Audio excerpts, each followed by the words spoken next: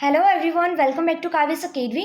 यहाँ पे हम डिस्कस करेंगे central university MSc life science 2014 paper solution. Okay, तो ये पार्ट थर्ड है। इस पार्ट थर्ड के अंदर हम डिस्कस करेंगे क्वेश्चन नंबर 65 to 100। तो part first and part second already discuss हो चुके हैं। पार्ट फर्स्ट के अंदर मैंने जनरल एप्टीट्यूड के सारे क्वेश्चन डिस्कस किए थे एंड पार्ट सेकंड के अंदर पार्ट बी के क्वेश्चंस मीन्स लाइफ साइंस के क्वेश्चंस को डिस्कस किए थे। तो इसी में लाइक पार्ट बी के लाइफ साइंस के क्वेश्चन जो बचे हुए थे 65 to 100 वो इस वीडियो के अंदर हम डिस्कस करेंगे। तो ये आपका लास्ट पार्ट है। इसी के साथ आपका 2014 का पेपर सॉल्यूशन हो जाएगा कंप्लीट। तो ऑल ओवर मेरे इस चैनल पे आपको लास्ट 4 ईयर की पेपर सॉल्यूशन मिल जाएंगे 2019, 18, 16 एंड द 14। ओके, रही बात आपकी 2017 एंड 15 पेपर की, तो वो तो कहीं भी अवेलेबल नहीं है, तो इस वजह से मैं आपको पेपर सॉल्यूशन प्रोवाइड नहीं करवा पाऊंगी। ओके, तो स्टार्ट करते हैं। Before we starting this video please subscribe my channel. Now question number 65, photosynthesis in blue green algae occur in. तो यहाँ पे क्या है कि photosynthesis in blue green algae. तो ब्लू ग्रीन एल्गी के अंदर जो फोटोसिंथेसिस होता है वो कहाँ पे होता है? तो ब्लू ग्रीन एल्गी क्या है? That is the unicellular eukaryote means protist है। तो यहाँ पे मीन्स इसके अंदर जो फोटोसिंथेसिस है वो प्रीमिटिव फोटोसिंथेटिक ऑर्गन होता है, that is the photosynthetic lamella. Okay, so option number आपका होगा सी करेक्ट। रही बात आपकी क्लोरोप्लास्ट की, तो क्लोरोप्लास्ट आपकी जो हायर ऑर्गेनिजम्स है, हायर प्लांट है, उनके अंदर लाइक एल्गी टू एंजियोस्पर्म तक यहाँ पे आपको क्लोरोप्लास्ट मिलेगा। ओके, तो यहाँ पे यहाँ पे आपका जो आंसर होगा that is option number C. Okay, now question number, अच्छा ये क्वेश्चन है जो लाइक किसी को डाउट था ना, तो उसके अंदर इसका जो करेक्शन कर लेना।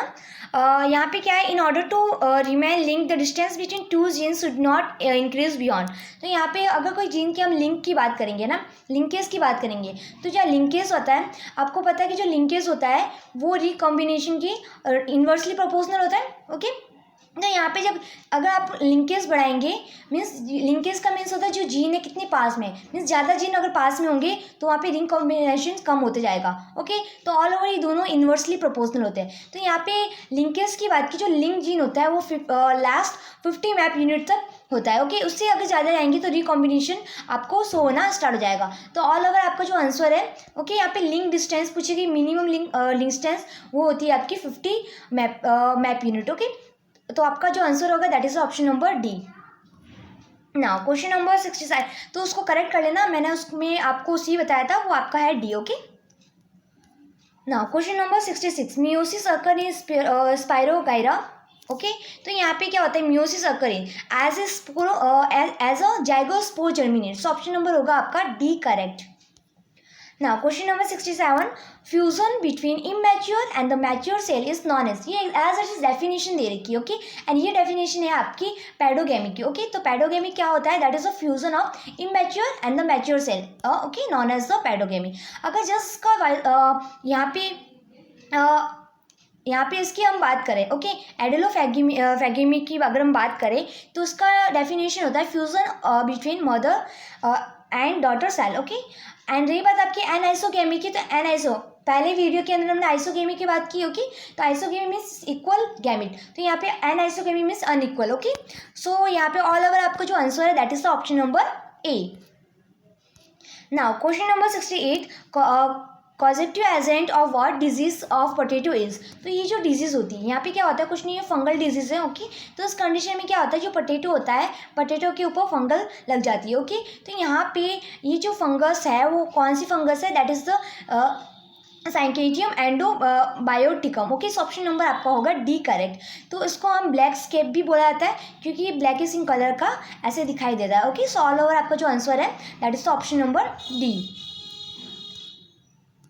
Now question number 69, the cell wall of the Albugo is made up of. तो जो एल्बिगो की जो सेल वॉल होती है वो होती है सेलुलोज की बनी होती है। ओके, नॉर्मल वे में अगर देखा जाता है जो सेल वॉल होती है फंगस की, ओके, ये फंगस है एल्बिगो, नॉर्मल जो फंगस होती है उसकी जो सेल वॉल होती है वो काइटिन की बनी होती है। ओके, बट कुछ एक्सेप्शन होते हैं लाइक ओमाइसिटिस। ध्यान रखना, जो ओमाइसिटिस की जो फंगस की क्लास है ओमाइसिटिस, उसके अंदर जो ऑर्गेनिजम्स होते हैं उसकी जो सेल वॉल होती है वो सेलुलोज की बनी होती है। ओके, तो यहाँ पे ऑल ओवर आपका जो आंसर है, जो एल्बिगो है इसकी जो सेल वॉल है वो सेलुलोज की बनी होती है। सो ऑप्शन नंबर सी होगा आपका correct. Now question number 70, the conidia of Penicillium is. तो ये सिंपल सा sexual reproduction by the conidia, okay. And इसके अंदर जो न्यूक्लिएट होता है वो यूनी न्यूक्लिएट होता है ना। तो यूनी न्यूक्लिएट एक ही ऑप्शन में दे रखा है, वो है आपका ऑप्शन नंबर बी। सो यहाँ पे आपका ऑप्शन नंबर बी होगा correct. Now question number 71, the ratio between male and the female flower cynoecium inflorescence is। तो यहाँ पे जो मेल होता है वो कितना होता है, मेनी होता है, उसका बहुत सारे नंबर होते हैं, एंड जो फीमेल होता है ओनली 1 होती है। सो ऑल ओवर आपका जो आंसर होगा option number C, okay. Now question number 72, in which flower calyx, corolla and androsium arise from below the ovary, okay। Means all over ये तीनों चीज़ें हैं वो ओवरी के नीचे है। तो यहाँ पे कुछ टर्म आती है ना, ये तीनों टर्म है तो उसमें ये समझते हैं। तो यहाँ पे क्या दे रखा है, बिलो द। तो सबसे पहले चीज़ आती है हाइपोगाइनस, है ना। हाइपोगाइनस का मीन्स क्या होता है, जिसके ऑवरी बाकी जो उसकी जो पार्ट्स है वो ऑवरी के नीचे होंगे ना, लाइक कैलिक्स, करोला, है ना, ये एंड्रोसियम्स, जो सारे के सारे इसके नीचे है। तो नीचे मीन्स हाइपोगाइनस, ओके। तो यहाँ पे हाइपोगाइनस ये कंडीशन आएगी। तो ऑल ओवर आपका जो आंसर है दैट इज द हाइपोगाइनस, क्योंकि ऑवरी के नीचे दे रखा है तो hypogynous.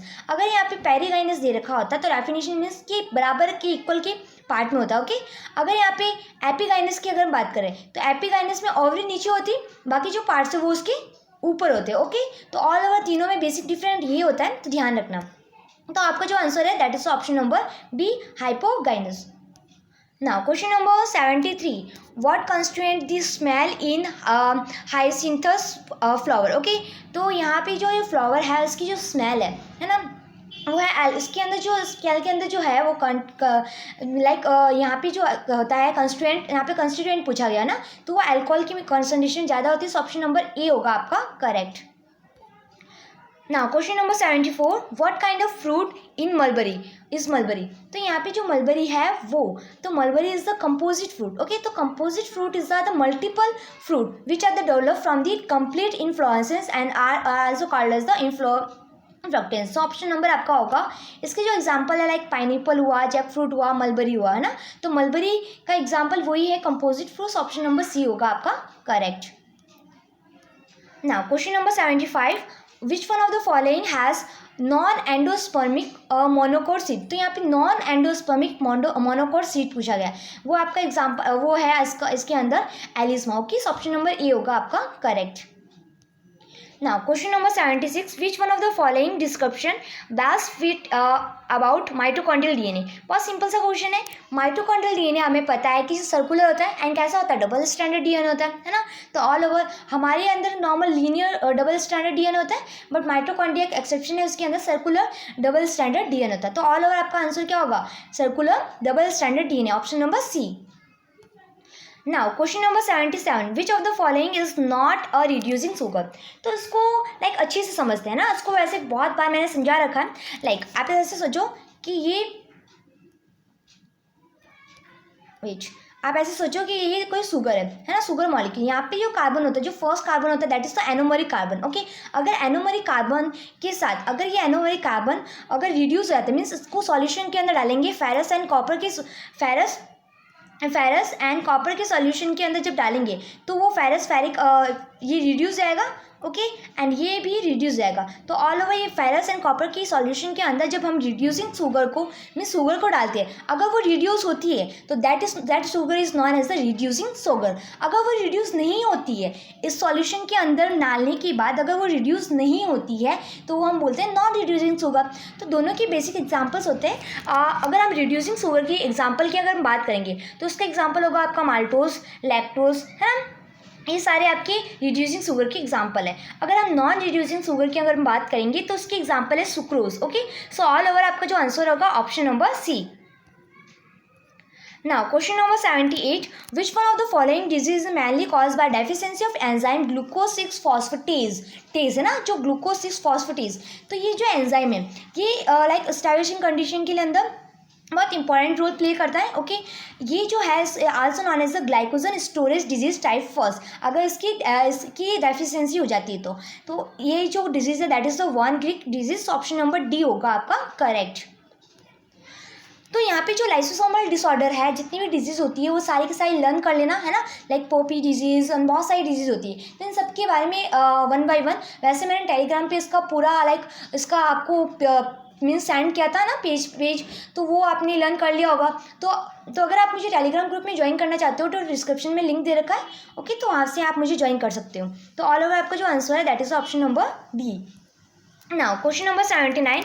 Smallpox, a fatal disease, is caused by which of the following virus? जो smallpox है आपको पता है कि वो smallpox कौन से वायरस के थ्रू स्प्रेड आउट होता है, वो होता है वायरोला वायरस के थ्रू ये डिजीज़ ये होता है smallpox, ओके। यहाँ पे स्मॉलपॉक्स ये उसके थ्रू होता है। एंड यहाँ पे जस्ट यहाँ पे दे रखा है चिकन पॉक्स होता है वो आपका वायरसीला वायरस, तो दोनों में कंफ्यूज मत होना ना, varicella virus chicken pox and the variola virus small pox. तो ऑल ओवर यहाँ पे कोई दे नहीं रखा है ना, तो यहाँ पे आपका जो आंसर होगा none of this option is correct, okay, इनमें से कोई भी नहीं है। Now, question number 80.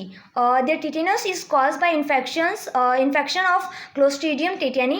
Which of the most common portal entry of this bacteria to human being? Okay, तो यहाँ पे जो लाइक ये जो टिटनस जो है ये जो बैक्टीरिया है हमारी बॉडी के अंदर जो एंटर करता है वो किसके थ्रू, हमारी स्किन के थ्रू, लाइक कहीं पे भी कट लग गया है ना, कहीं भी लाइक कुछ भी चोट आ गई है ना, तो उसके थ्रू मीन्स हमारे बॉडी का जो ओपन पार्ट है स्किन जैसी कट हो जाती है तो वो एंटर करता है, ओके। तो ऑल ओवर यहाँ पे स्किन तो देने रखा है, यहाँ पे मोस्ट कॉमन पूछा गया, सो आपका होगा none of this, okay, so option number D होगा आपका correct. Now, question number 81. Diabetes insipidus is commonly caused due to deficiency secretion of, okay, तो किसकी डेफिशिएंसी दे रखा है ना, डेफिशिएंसी, तो यहाँ पे वैसोप्रेसिन की ADH is also known as the vasopressin, okay, जो तो यहाँ पे उसकी डेफिशिएंसी की वजह से हमें डायबिटीज इंसिपिडियस हो जाता है। सो ऑल ओवर आपका जो आंसर होगा option number B. Now question number 82, बहुत सिंपल सा क्वेश्चन है। The following are stop codon chain termination codon except, तो यहाँ पे इनमें से स्टॉप कॉर्डन है सारा, इसमें से एक नहीं है, कौन सा नहीं है, तो आपको स्टॉप कॉर्डन के बारे में पता होगा, दैट इज यूएजी क्या है, अंबर, इसको अंबर बोलते हैं, एंड बाकी क्या है अपाल एंड अकर, ओके। तो यहाँ पे यूएजी कहाँ है, ये रहा, यूजीए कहाँ है, ये रहा, एंड द यूए ये रहा, ओके, ये तीनों क्या है आपके स्टॉप कॉर्डन है except UGG, so option number आपका होगा B correct. Now, question number 83. Antibiotic amphiphenical is obtained from. तो ये जो है ये अगेन आ गया क्वेश्चन है ना, पहले दे रखा था कि किसके मीन्स ये क्या काम करता है, अब ये आ गया किसके थ्रू, मीन्स ये क्या मीन्स कहाँ से ऑब्टेन होता है ना, एंटीबायोटिक कहाँ से ऑब्टेन होती है। तो यहाँ पे जो आपका answer that is streptomycin, okay, option number A. Now, question number 84. Which one of the following description best fit about riboenzyme? तो जब हम राइबोएंजाइम की हम बात करते हैं ना, तो यहाँ पे लाइक जब हम एंजाइम्स की हम बात करते हैं तो वहाँ पे आपका एक टॉपिक आता है राइबोएंजाइम, लाइक राइबोएंजाइम जो क्या करते हैं, ये एक्ट एज अ ये होता है एंजाइम, ये होता तो आरएनए का कंपोनेंट है ना, बट ये एंजाइम की जैसे वर्क करता है। सो ऑप्शन नंबर आपका होगा D correct, enzyme which are made up of RNA, okay.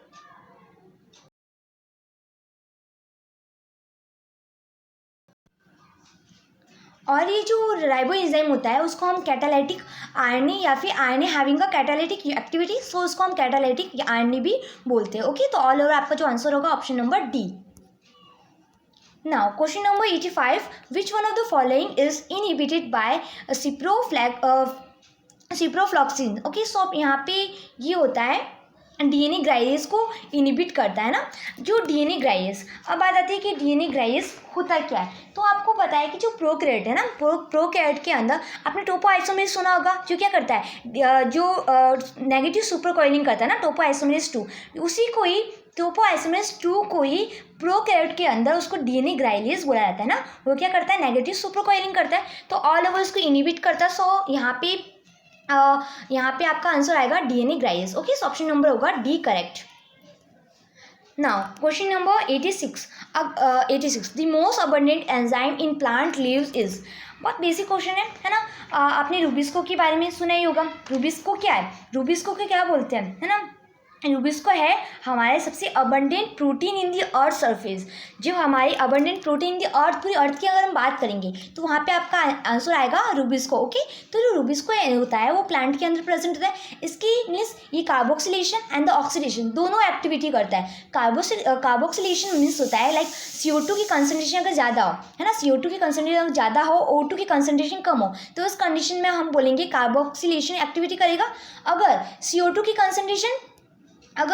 Concentration कम हो एंड ऑक्सीजन की कंसनट्रेशन ज़्यादा हो, तो इस कंडीशन में वो ऑक्सीडेशन एक्टिविटी करेगा। तो ओके, तो ऑल ओवर रूबिस्को लाइक आपको C3 प्लांट के अंदर है ना मिल जाएगा आपको इंपॉर्टेंट एंजाइम में। सो आपका जो आंसर आएगा abundant enzyme, option number D. Okay,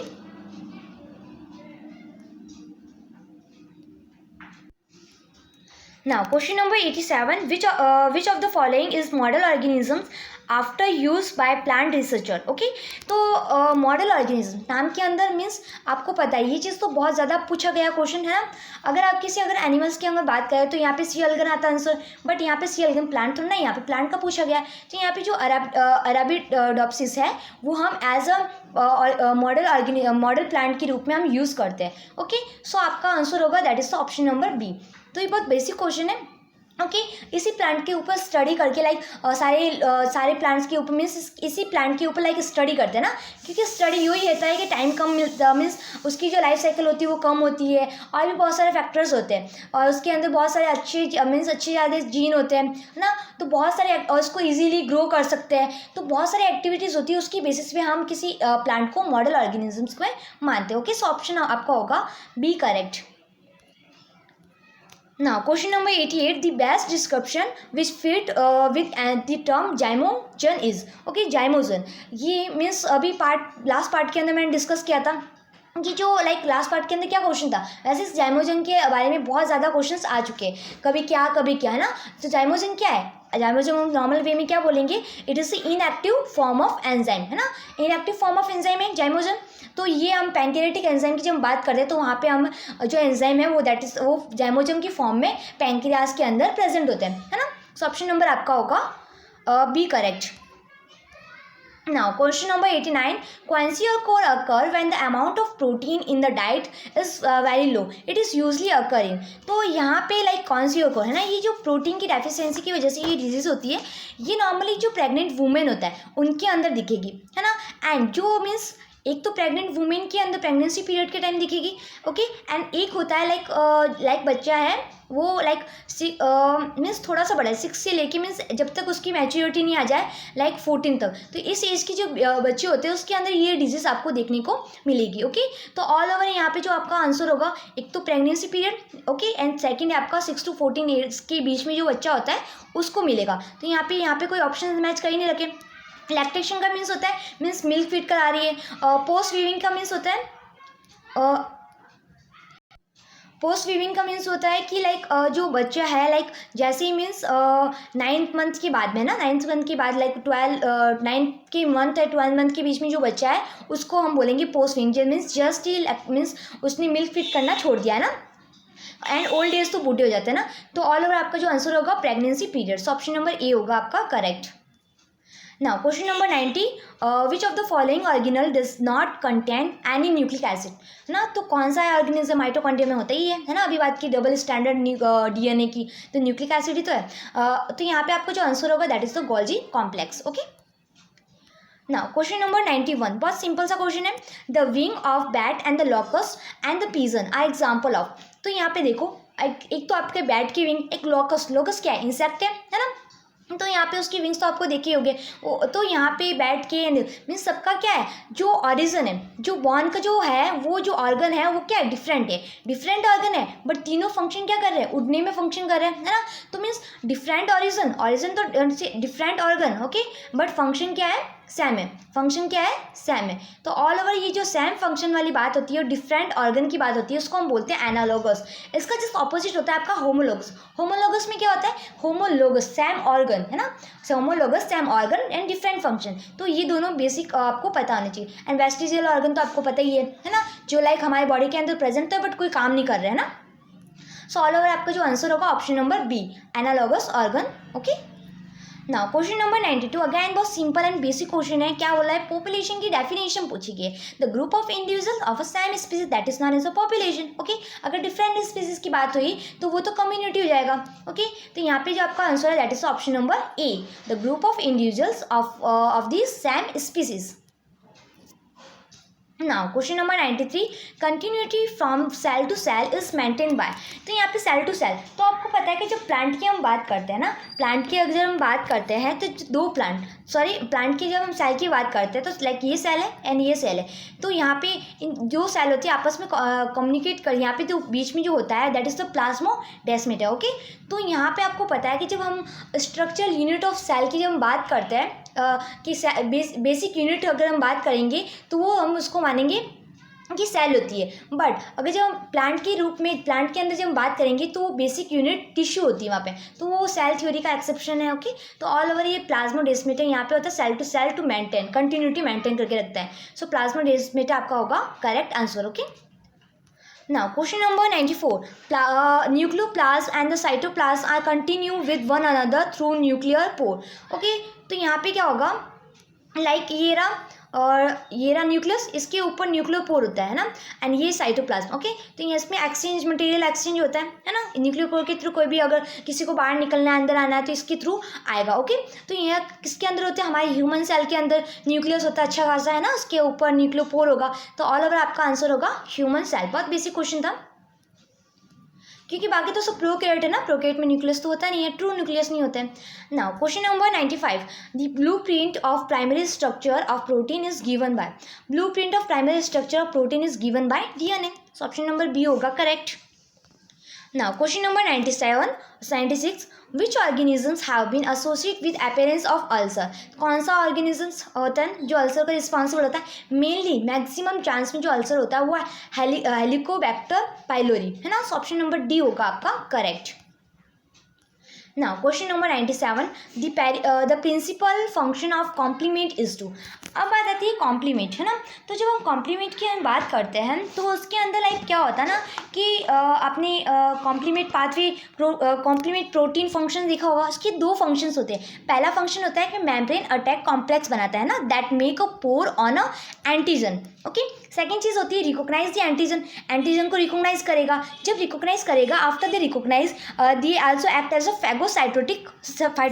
phagocytosis. Okay, तो ऑल ओवर फैगोसाइटोसिस से एक्ट करेगा and then process recognize the pathogen को रिकॉग्नाइज करेगा and carry out the phagocytosis is called the opsonization. Okay, तो यहाँ पे क्या होगा, मैन फंक्शन क्या है, complement is to phagocytize antigen. Okay, so option number होगा C correct. Okay, now question number 98 one principal function of the class 1 and class 2 measure histocompatibility complex as protein is to.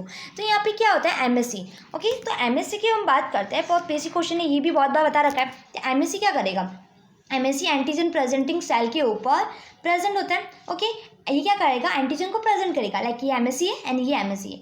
MSC की class होती है कि यहाँ पे second लिख लेते हैं एंड यहाँ पे फर्स्ट लिख लेते हैं. ओके, तो MSC सेकंड, ये रहा MSC सेकंड एंड ये MSC फर्स्ट. ये अपने ऊपर क्या करेगा, यहाँ पे एंटीजन का प्रेजेंट करेगा. ओके, तो यहाँ पे एंटीजन का प्रेजेंट करेगा. इसके सामने लाइक एक सेल होती है दैट इज द, ये MSC सेकंड के सामने होगी T एज हेल्पर सेल.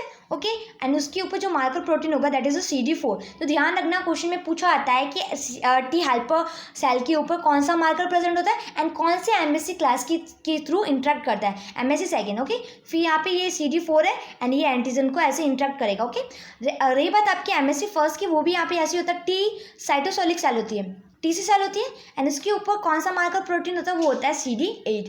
ये जो मार्कर प्रोटीन है इसके बेसिस पे हमें पता चलता है कि ये TC सेल है एंड ये T हेल्पर सेल है. ओके, तो T हेल्पर सेल की सरफेस पे CD4 होता है एंड वो MSC सेकेंड के साथ इंटरेक्ट करता है.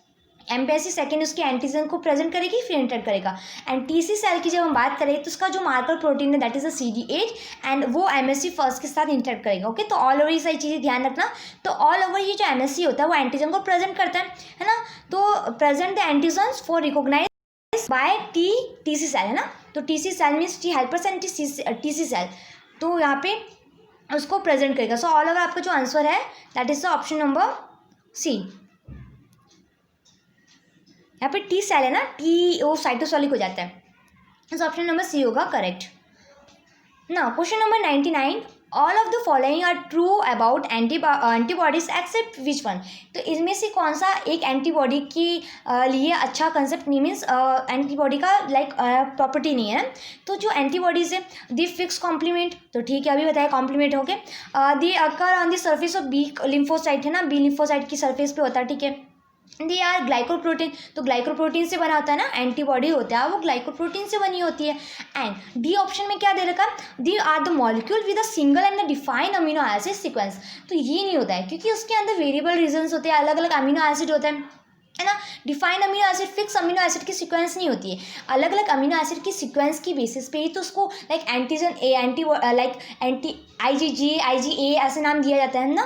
तो आपका जो आंसर होगा ऑप्शन नंबर डी, वो इसमें से सुटेबल नहीं है। Okay, so option number D होगा आपका correct. Now question number 100, which of the following does not occur during dark reaction of photosynthesis. Okay, तो जब फोटोसिंथेसिस की जो रिएक्शन होती है ना, तो आपको पता है कि फोटोसिंथेसिस की जो photosynthesis divided into 2 part, that is the photo part. Okay, एक होता है फोटो पार्ट, एक होता है आपका सिंथेटिक पार्ट। तो फोटो पार्ट के अंदर क्या होता है, लाइट एनर्जी की रिक्वायरमेंट होती है, उस कंडीशन में आपका फॉर्मेशन होगा ATP एंड NADP, है ना। ATP एंड NADPH का फॉर्मेशन होगा। एंड ये फॉर्मेशन तो यहाँ पे होगा फोटो पार्ट के अंदर, बट यूटिलाइज कहाँ होगा, यूटिलाइज होगा आपका सिंथेटिक पार्ट के अंदर। और सिंथेटिक पार्ट क्या है, that is also known as the dark reaction, है ना। Synthetic part is the called as the dark reaction. इस कंडीशन में क्या होता है, जो CO2 होता है, वापस देखते हैं, इस कंडीशन में क्या होता है, जो CO2 होता है वो कन्वर्ट होती है आपकी कार्बोहाइड्रेट में, है ना। फूड का फॉर्मेशन करेगा C6H12O6 and means C3 pathway, C4 pathway, है ना, कैम पाथवे, जो भी आपका पाथवे होगा। तो इस कंडीशन में आपका ATP एंड ADP यूज आएगा, ADP and ADP ATP and the NADPH use आएगा। ओके, तो दोनों यहाँ पे यूज आ रहा है। एंड ग्लूकोज का भी फॉर्मेशन हो रहा है, ये रहा ग्लूकोज का फॉर्मेशन हो रहा है। तो ऑल ओवर आपका जो आंसर है that is the B, option number B, reduction of oxygen to produce water. Okay, so यहाँ पे नॉट पूछा गया है, तो ऑप्शन नंबर बी होगा आपका, सी होगा आपका करेक्ट। ओके, सो इस वीडियो के अंदर हमने बात की टोटल 100 क्वेश्चंस की। इसी के साथ आपका जो सेंट्रल यूनिवर्सिटी का जो भी पेपर सॉल्यूशन थे सारे के सारे कंप्लीट हो चुके हैं ना। तो इस चैनल में आपको लास्ट 4 ईयर के कंप्लीट पेपर सॉल्व करा दिए। ओके, तो आपका एग्ज़ाम्स की डेट मीन्स अब कल आपकी परसों आपकी एग्ज़ाम है। ओके, तो बहुत अच्छा एग्ज़ाम देना। वही चीज़ है कि आपको ऐसे तो है नहीं कि आपने लास्ट ईयर के पेपर ही पढ़े और टॉपिक के साथ ही जाना। ओके, लास्ट ईयर तो पेपर बस एक होता है कि हाँ कि हमने कुछ लाइक हमें ये सारी चीज़ें आती है या फिर ये सारी चीज़ें नहीं आती है, एग्ज़ाम्स का लेवल कैसा होता है, पेपर पैटर्न कैसा होता है, वो सारी चीज़ें आपको बेसिक पता होनी चाहिए ना। तो वही है कि लास्ट ईयर के पेपर में से क्वेश्चन तो आते हैं, बट कुछ कुछ आते हैं या फिर टॉपिक्स को घुमा फिरा के पूछ लिए जाते हैं। ओके, बट ये है कि अगर आप टॉपिक पढ़ के नहीं जाओगे तो कुछ भी होने वाला नहीं है। तो ऑल ओवर आपको टॉपिक भी पढ़ना है एंड लास्ट ईयर के पेपर भी प्रैक्टिस के लिए भी सॉल्व करने हैं। ओके, तो ऑल ओवर यहाँ पे मैंने आपको लास्ट 4 ईयर की पेपर सॉल्यूशन अवेलेबल करा दिए। मेरे पास ओनली लास्ट 4 ईयर के पेपर ही थे, है ना, बाकी पेपर मेरे पास अवेलेबल है नहीं। तो इसलिए मैंने इतने ही पेपर को सॉल्व कराया। तो अगर आपको अच्छा लगा देन वीडियो को लाइक करना एंड चैनल को सब्सक्राइब करना। ओके, एंड कमेंट जरूर बताना एंड कोई भी डाउट हो तो कमेंट में बताना। एंड अगर आप मुझे टेलीग्राम ग्रुप में ज्वाइन करना चाहते हो तो @kavish मेरा टेलीग्राम ग्रुप है, तो वहाँ पे आप मुझे ज्वाइन कर सकते हो। Okay, so thank you so much for watching my video. Bye bye, take care.